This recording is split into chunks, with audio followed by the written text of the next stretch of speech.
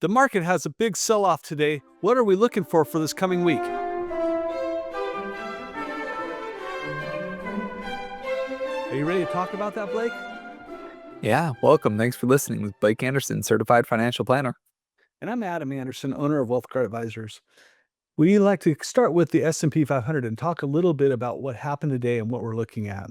So first off, we had the tariff scare that took place not tariff scare, but rewinding from the Supreme Court, uh, the Trump tariffs, which tariffs are really considered a tax. So when you take the tax off, the market likes no tax or low tax. And so we really didn't have a big reaction to that. But the thing I really think that's shaking the market today is the GDP, the gross domestic production.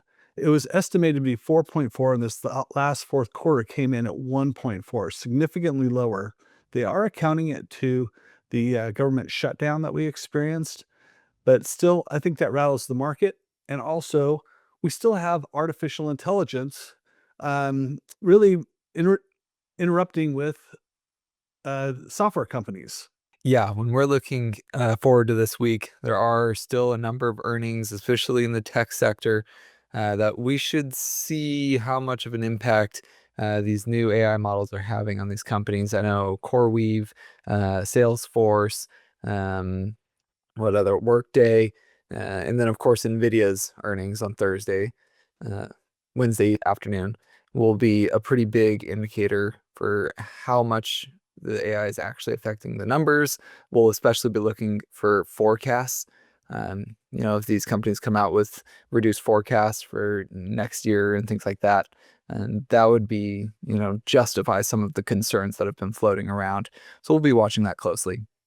So far, all the earnings have been really positive. I mean, I think that the earnings reports have been really strong, and we haven't really seen the interruption from AI. I know right now it's really a thesis of people that it's interrupting AI, but we have not seen it in the numbers. If anything, with other companies, we've seen artificial intelligence actually helping their numbers as they implement it and become more efficient using it. Let's talk about the S&P 500 though, and just talk about some resistance levels that we're looking at. So today, even though it's down over 1% for the day, it still hasn't really breached the lows that we have. And let's look at the 1 minute, 1 day chart.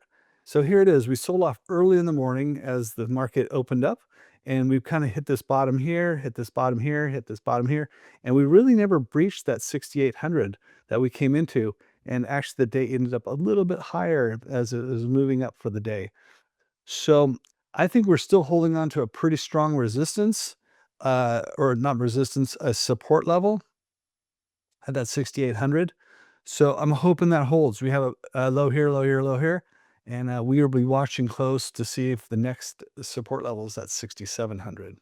Right now, I think the market's still in a good position, but we are turning more cautious looking forward. For example, last week we had mentioned IGV, which is the software composite ETF, and we said it might be a little early, and that was validated today with a pretty sharp sell-off away from the support it had been trying to form. And so we're looking for those type of movements across the market to see if overall market does hold this support where the trend it's been in returns to growth, especially if we see strong earnings, or if it falls from here and does a more of a consolidation cycle. So kind of a toss up in the market right now. So we're watching closely. Right. The old saying is don't grab for falling knives. This would be a falling knife. I really thought we had a nice support base going here, and it did break down today. So we're still watching it. We did buy some long call options on this, so we don't commit a lot of money and have a lot of time to let it work out on a few clients, and but not very much. Small positions just to kind of keep our toe in the water. But we'll be watching that closely. So not all was gloom and doom today in the marketplace. Technology really took on the head. Financials got creamed because consumer confidence is going down. People don't borrow money. Uh, but healthcare did well. And one of our favorite healthcare companies is Eli Lilly. And I have a little call that we sold against it right here. And it's been in the sideways pattern. But today it's up almost 5%. The big news is that their competitor, Novo Nordisk drugs, in the latest round of testing, didn't perform as well as Zepbound, which is Eli Lilly's weight loss drug. And so that's always huge when those type of results come out. They also released a new injector pen, so you could store all your doses at once. It's a little more cost effective for the company, increase their profit margins a little bit. And so overall very good, but just the health sector in general has been holding on very strongly. Even in a weakening economy, people are still need healthcare, and so we're seeing that healthcare is holding up particularly well. Hey, Blake, I want to tell you a story. I was out working my burn pile on Saturday, listen, talking to my AI, my Gemini, about mythology. And we were talking about Icarus, who made these wings so he could escape the castle where he was held bound. And he said to his son, "Don't fly too close to the sun, right? Because it'd melt the wings. Or don't go too close to the ocean because it would dampen the wings." So everyone thinks about flying too close to the sun, but they don't always think about going too low. And I was just thinking about this in relation to our investment strategies. We don't want to be too aggressive and we don't want to be too conservative. We kind of want to stay in that middle zone and have a nice, good balance there. And so I was just thought I'd share that with you and share that with our listeners. Hopefully, you're still listening. That just there's a good example there of not being too aggressive, not being too conservative, having a good balance and things. And that's why we talk about having some healthcare as well as financials, as well as technologies and things like that. Yeah, thanks so much.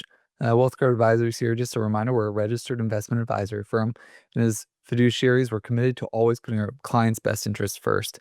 We specialize in personalized asset management and financial planning designed around your unique goals to help you really find that comfortable middle ground of risk and return. We work on a straightforward fee-only basis, no opening fees, no exiting fees, just transparent pricing for the services we provide. If that's something you'd like to learn more about, we're open to free consultations and would love to sit down and talk with you. Thanks so much for watching. We look forward to seeing you soon. Thank you for watching. We'll talk to you later. Bye.